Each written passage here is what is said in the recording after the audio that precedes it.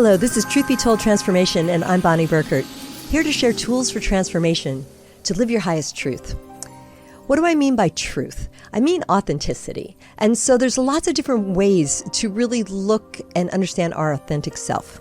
I thought we'd explore that yin, yang, night, day, white, black, masculine, feminine energy by offering an expert who takes us into how that energy works to not just be sexy and juicy, but also vital for your very best life. Welcome, Josie Keys. Hi, everybody. Hi, Bonnie. Thanks for having me on. Namaste. So, Josie, one of the things that I saw on your website that really attracted me to wanting to talk to you was talking about the divine feminine and specifically the energy of Mary Magdalene. Okay. Well, a little bit about how I got here first, because it'll make a bit more sense. Okay. I'm originally from Australia, and I was a book smart girl. And I grew up in a really sort of strict schooling environment, lots of marching around the playground and singing to the Queen of England at that time. And I was quite ambitious. And I went to film school in Australia and did photography and cinematography. And with that ambition, decided to come to Hollywood. So in the late 90s, I came to Hollywood to be as good as the boys or better. And I had my little reel of music videos under my arm, and I went and met producers and worked in the business for a little while as a camera assistant and a camera operator, supposedly living the dream. However, at the same time, I was doing a lot of yoga. So I had quite a committed yoga practice because all the hard work and ambition had really taken its toll on my body. And a little voice said to me, like the day I graduated, you need to change something really profound in your life. So I did, and I went to my first yoga class when I was 27. And so while the filmmaking was happening, the yoga was also happening. And there was this moment about 2 years into my career here where I woke up one morning and I just thought to myself, why am I trying to be as good as the boys?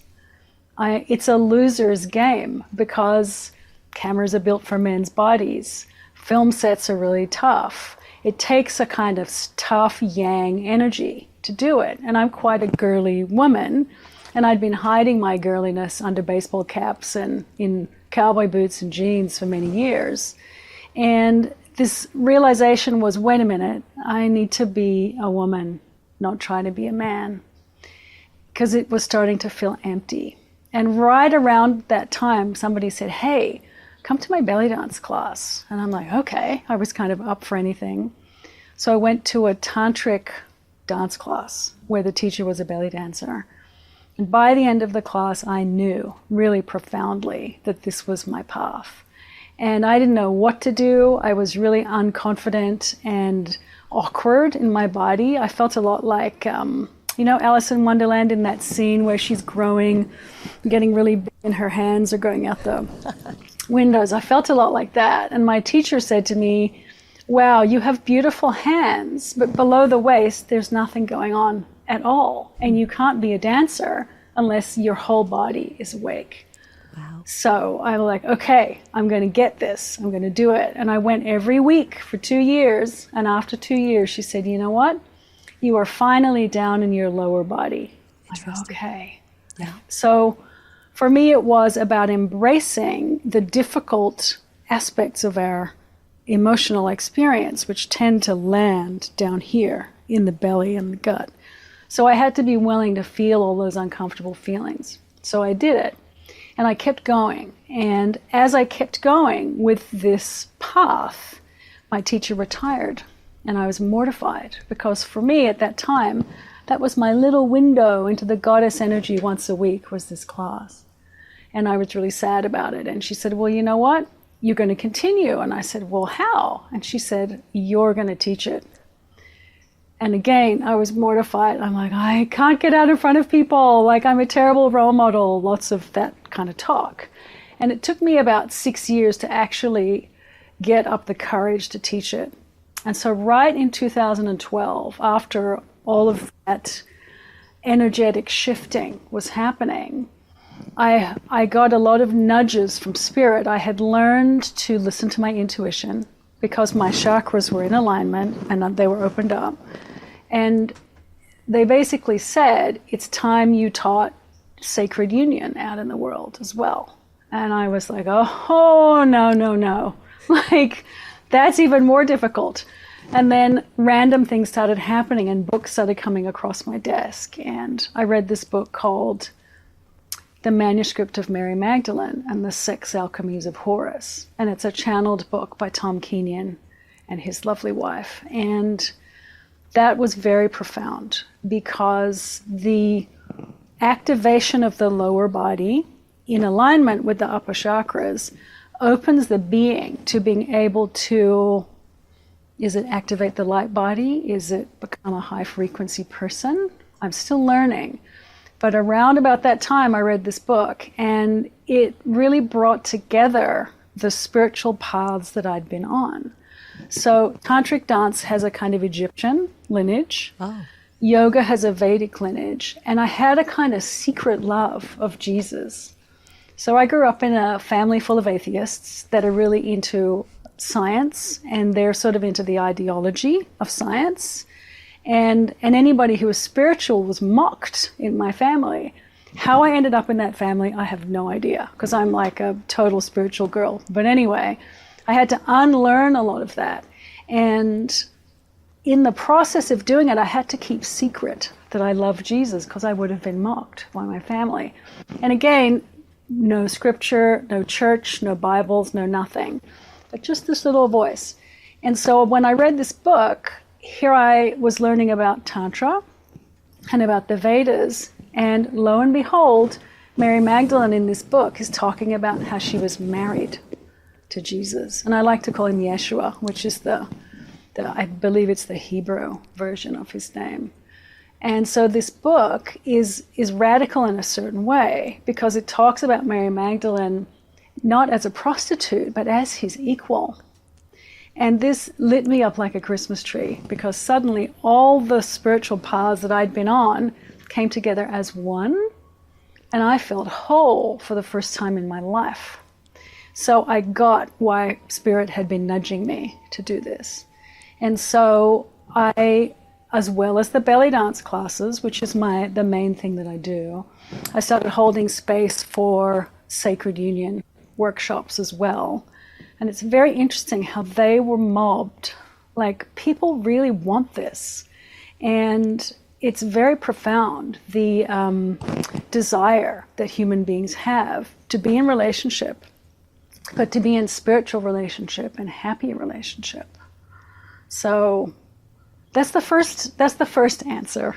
Well, right. You. No, it's great. And I appreciate you giving your background, and it all interweaves so beautifully to one, I had a very specific question to have the understanding about the energy of Mary Magdalene. And there's, on Truth Be Told and Truth Be Told Transformation, there's like an interest of the old practices and how they're relevant today. So that's one of it. But for you, what I'm hearing is also, sure, it's great to be studied and learn the history that you were learning, which we'll never know the true history.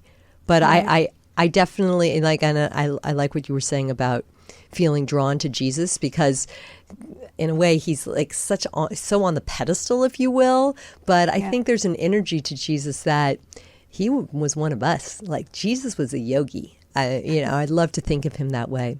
Yeah. So, but this is, Josie, one of the other things I'm getting from you is you're sharing how you've learned, but it's the physical part of this that you experience. You were drawn to this initially because of the fatigue that you were experiencing from the hard work and maybe not living your truth, basically, right? That's what I was saying at the beginning of the show, finding your truth.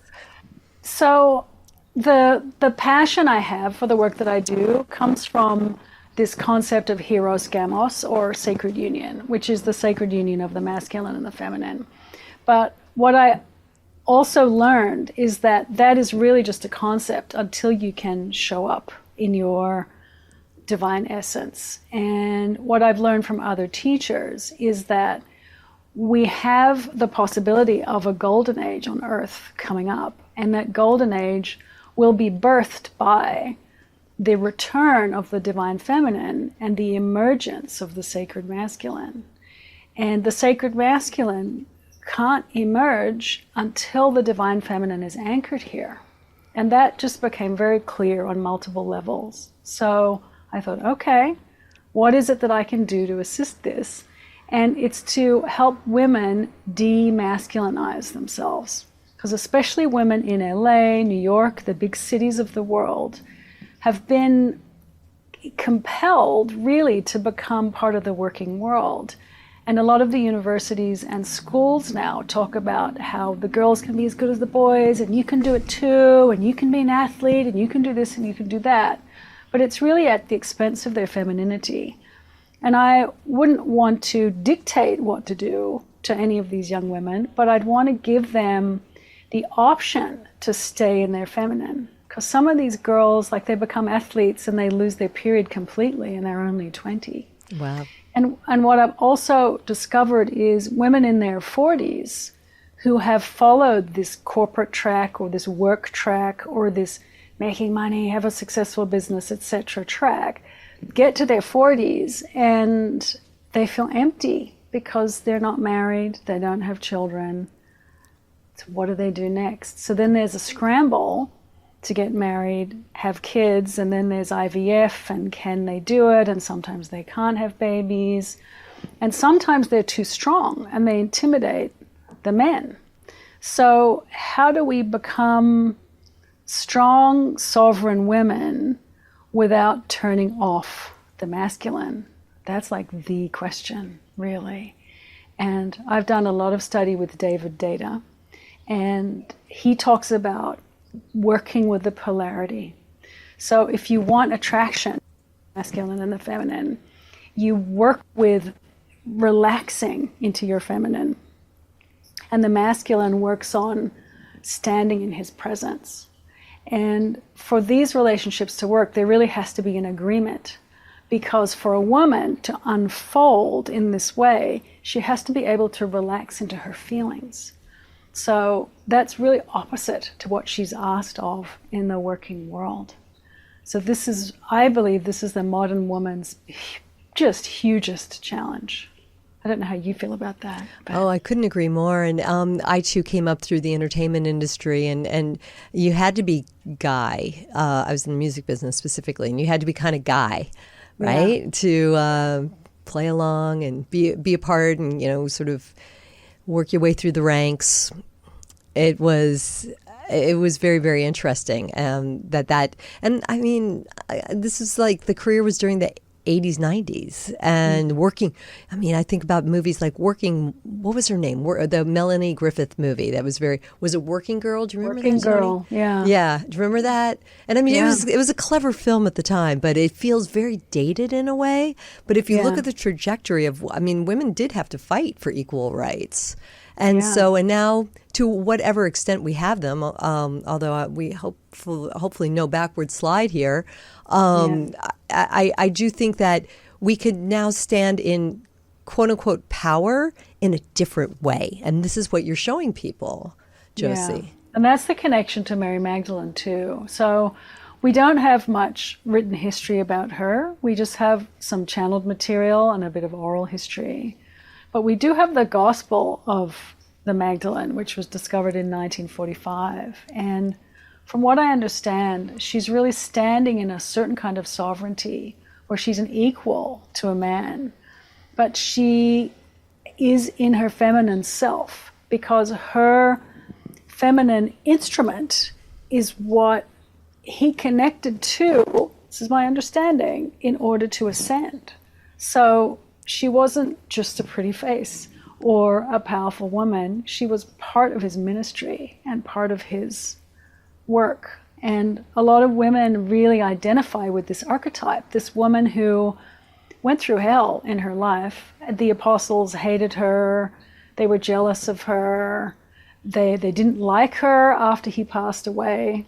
And she had to really struggle to hold that sovereignty. And I think a lot of women relate to that today because they're trying really hard. They've got their jobs and their work.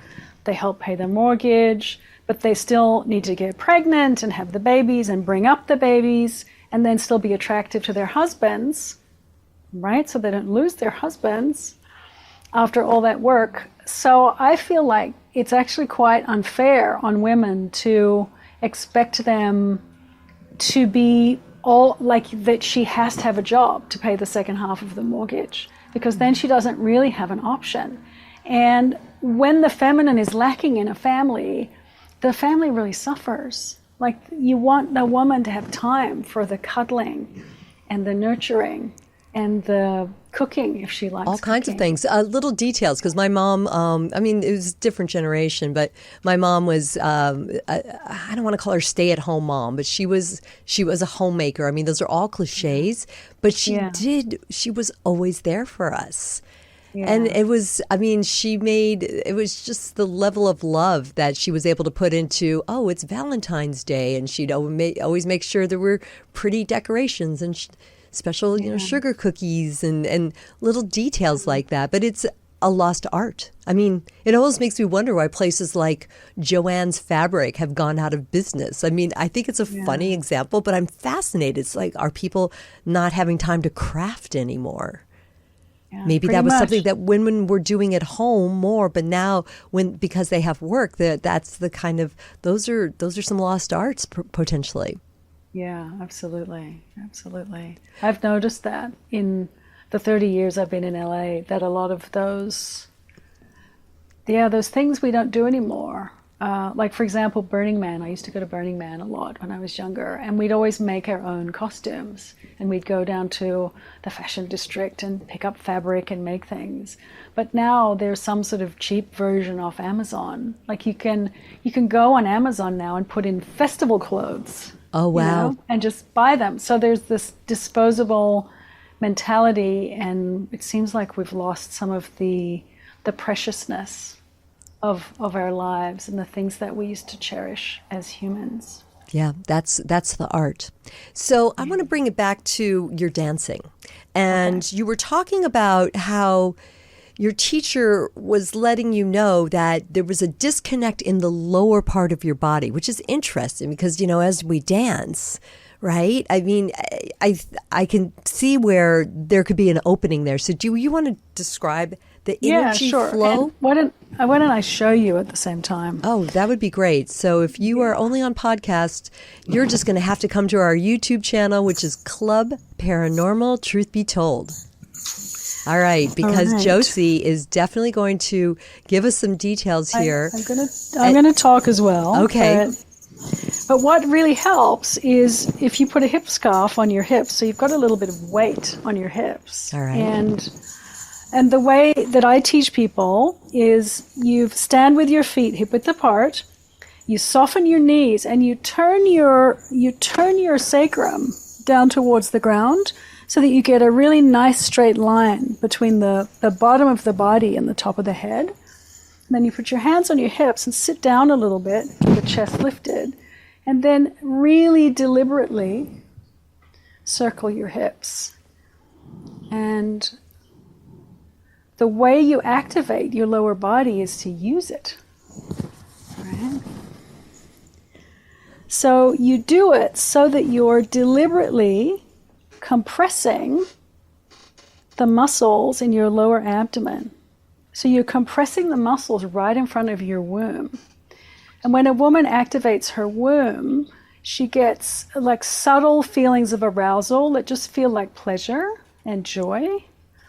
And they move up through her body. My teacher was always really careful to say, now feel it. Like feel it in your sexual organs. Feel it in your thighs. So that's a circle. You can also do a figure of 8. But really consciously, like deliberately, so that you feel that weight change moving through the bottom of the body. So this is it's very basic, but it's where I have everybody start. Well, it's great. It's grounding at the same time, right? Right. And once you have it developed, then you can use other parts of the body too. You can move your chest. You can move them both at the same time. I mean, it's so liberating, right? Yeah, you can add the beauty of the fingers. So this way, I'm actually moving my entire torso.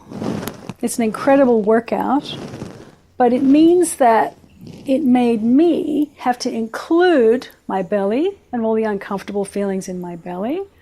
And it meant that I activated my womb. And for women, we often store emotional pain in our wombs. So sometimes this dancing can feel very unusual, to say the least, and uncomfortable. But you basically dance through all the feelings, because once they move through your body, they're gone. And what happens in its place is joy. So, here you go. That's a little Amen. Mini lesson. Wow. And how fascinating. I mean, think about the fact that, right on, so great. I mean, the fact that you found belly dancing as sort of a gateway into your spiritual life, Josie. How unique. Yeah.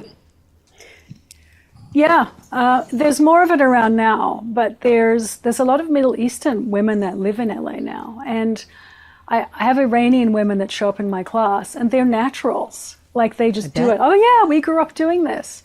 But for a white person, very white person, right, from Australia, from a Protestant background, moving the hips in a sexy way was kind of naughty. Yeah, sure. It was a slutty, and nice girls didn't do that. So for a real whitey like me and a lot of the white girls in town, to break through that feeling of, oh, I'm being slutty, into empowered is really profound. So it stays classy, but it's alive. So your sensual aliveness comes online, especially when you do it regularly. Wow, so fantastic. And good for you for being open to it. So Yeah. you're basically, this is sort of, it's funny because there's a lot of times we're told that we're living in our lower chakras more, sort of some of that base energy, survival, maybe that's sexual creation, and then solar plexus identity, and then we're striving to amp that energy up. But you're encouraging us to maybe understand the lower energies, the lower chakras first. Yeah, that's a great question, because I went about it backwards, and it's not always the same for people. So I did Kundalini yoga for 7 years with Yogi Bhajan, and that pushes the energy upward. So my upper chakras opened from doing the Kundalini yoga practice, but I was an ungrounded person to start with. Like, I was that person whose head was always in the clouds, because the world as it is now is difficult for me. I'm a sensitive, and like a lot of people out there, especially women. So the harshness of the city, the car alarms, the police, the people yelling, like all of that is quite difficult. So I used to sort of leave and go up here so I didn't have to deal with it. And the practice of opening the upper chakras is important too. So if you're starting with the lower chakras, it's really good to have a practice where you are bringing that energy.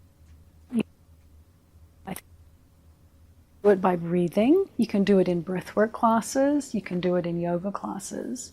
But we want all the chakras open so that energy doesn't get stuck in the lower belly. Because when it does get stuck below the belly, then we have things like food addiction, compulsive behaviors.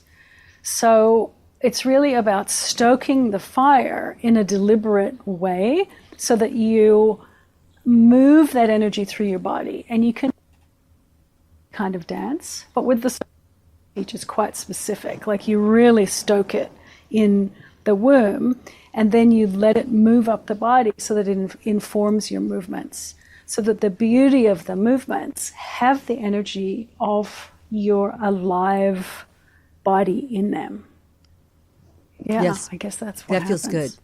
Josie, I just want to mention when you were moving around, the mic moved a little bit. So if you want to just check that real quick to make sure we're in Okay. place, because I'm hanging on every word. But no, Okay. don't worry. Should It's be- just ever so slightly did we lose you.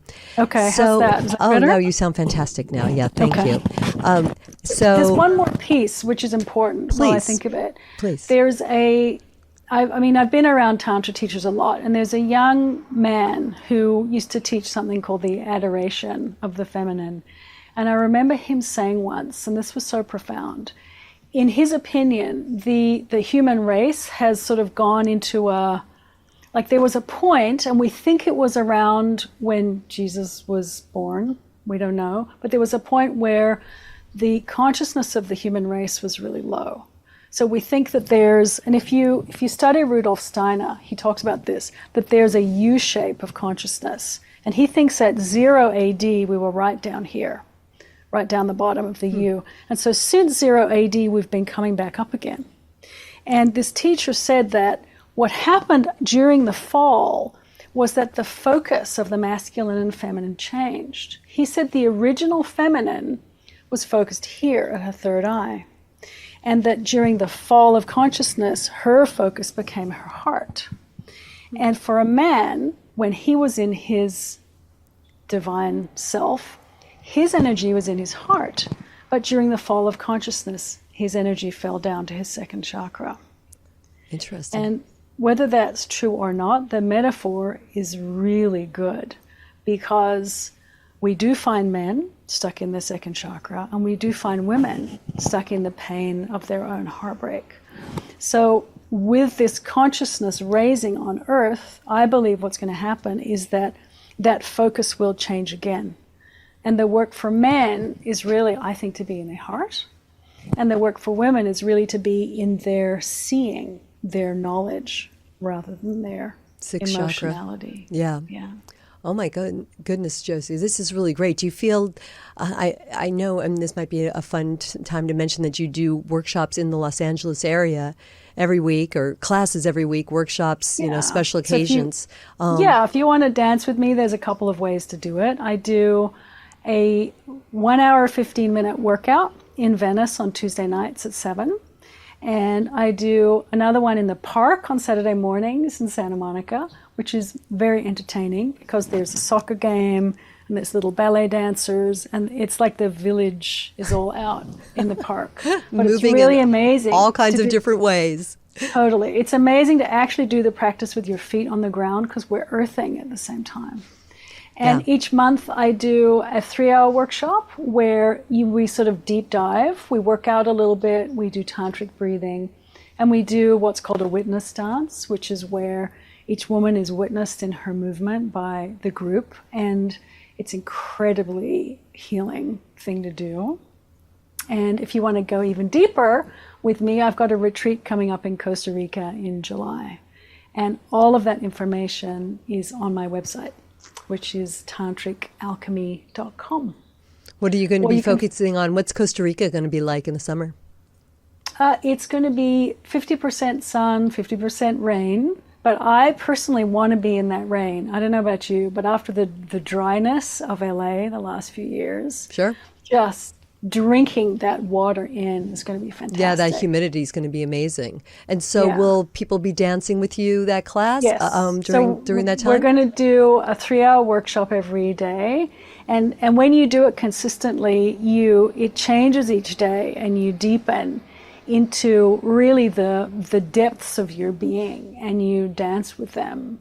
And we have a voice mentor coming who is a local woman who teaches us how to release our voices.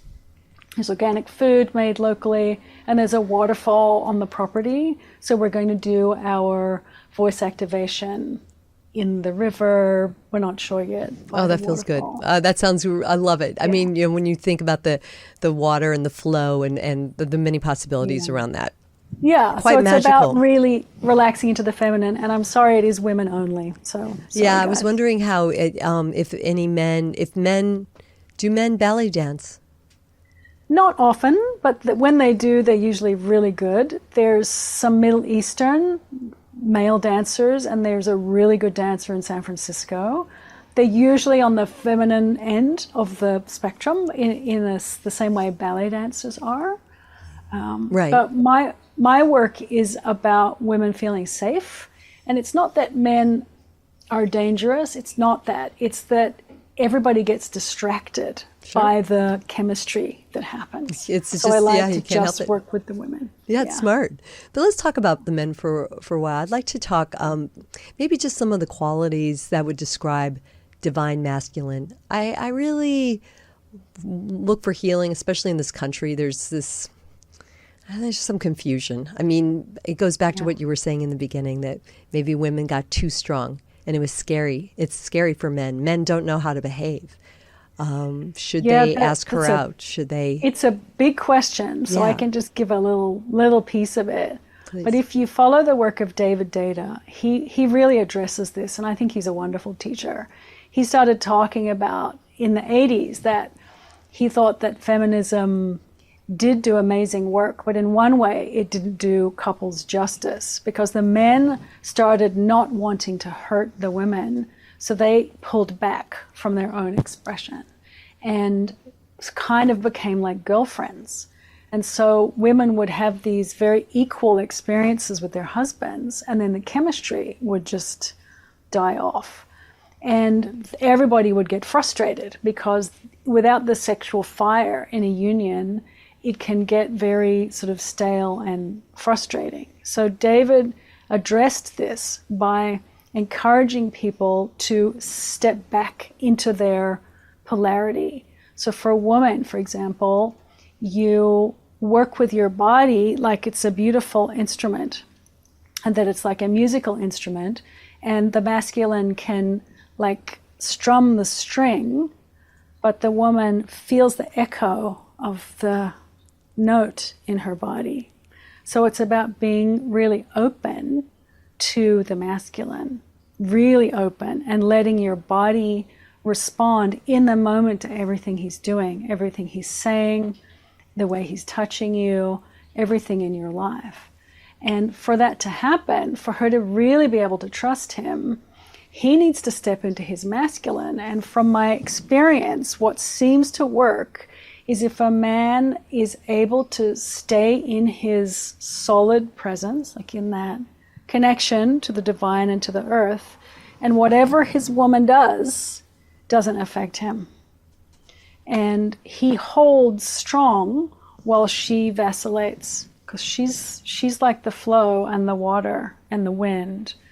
And he's the pillar around which she can fall apart if she needs to, and he remains really strong.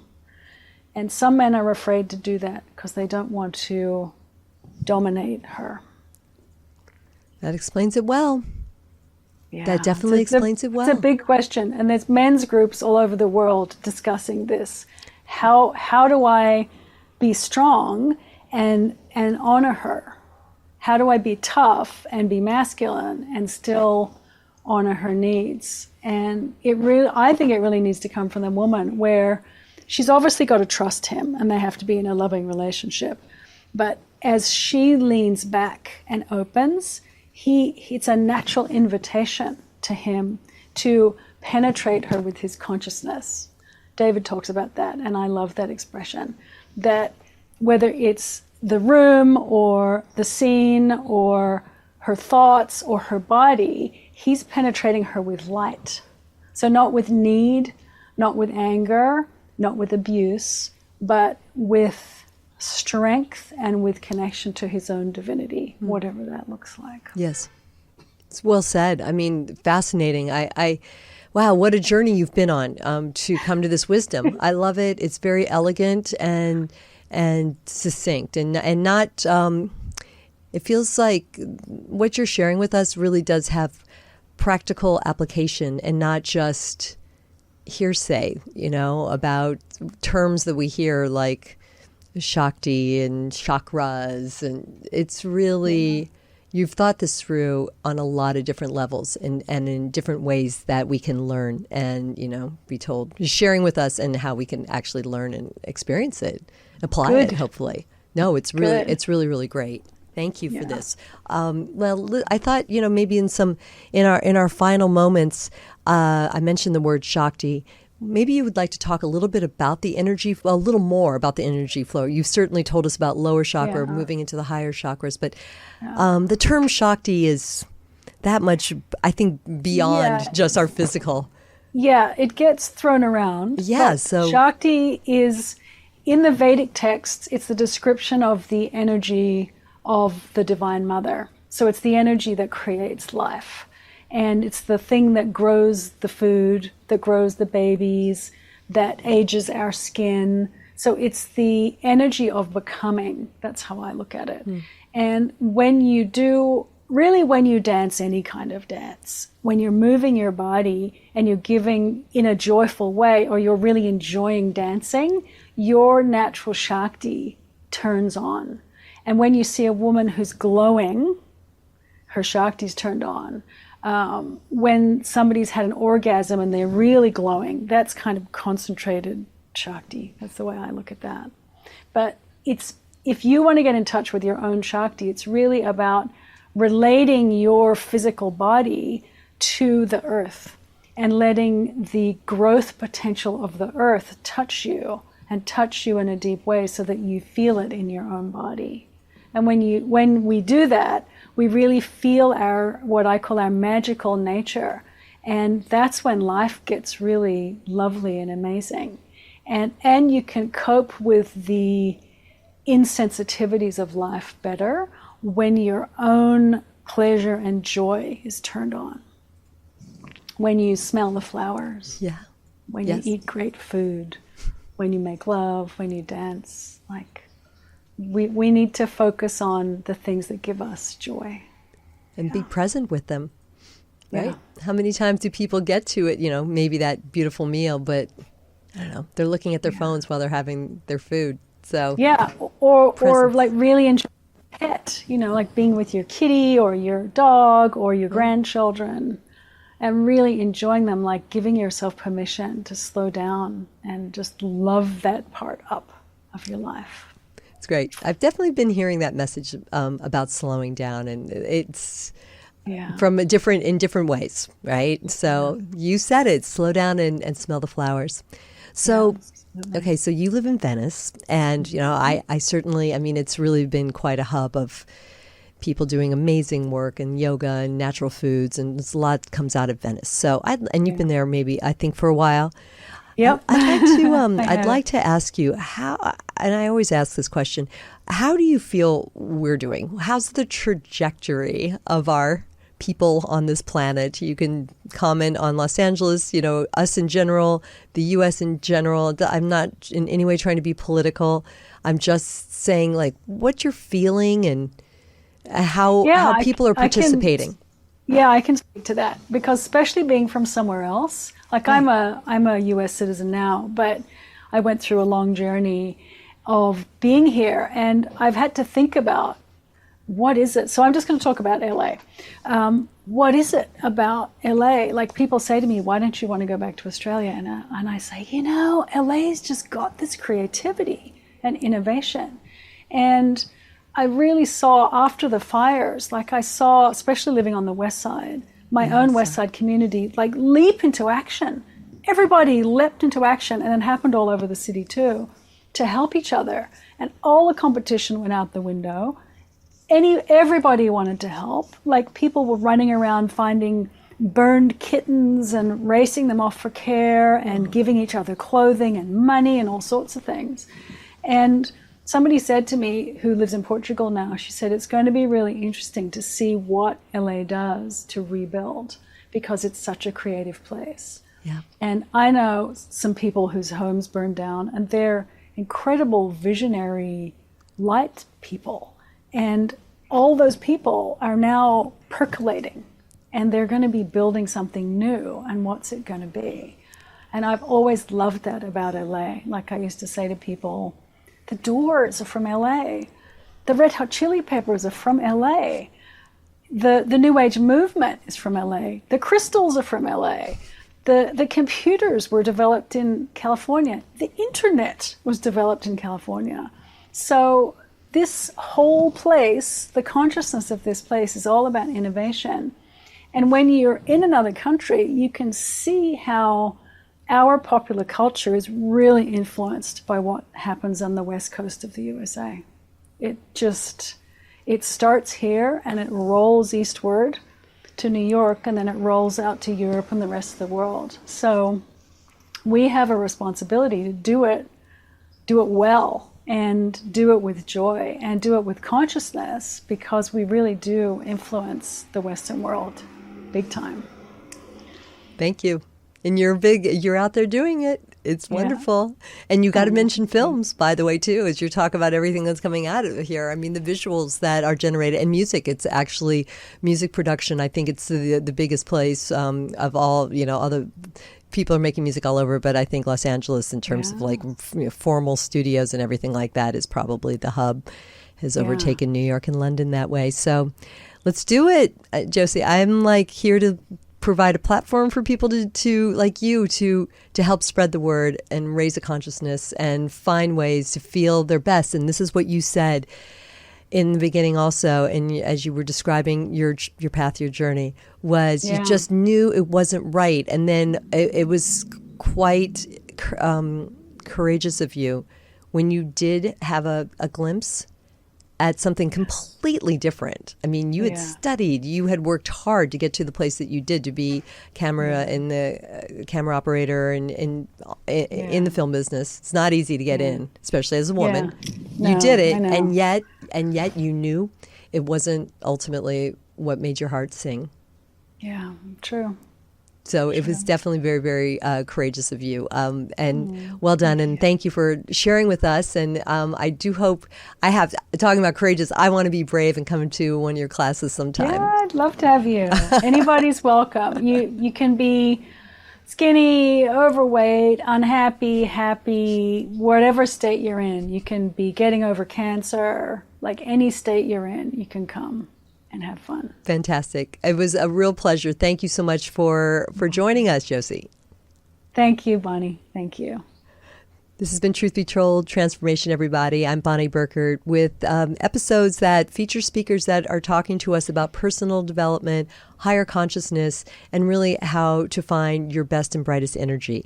We need to do this right now. It's just important. And as Josie mentioned, and others have as well, it's a really accelerated time, and there's a lot of opportunity for us here to make a difference. And by you liking and sharing this show and letting others know what we're up to here on the Club Paranormal Network, that's part of something that you can do to help also raise the vibe as well. So don't forget that Tony Sweet is on Fridays at 3 p.m. Pacific. He gathers the community in the chat room to talk about all kinds of different topics in the world of paranormal.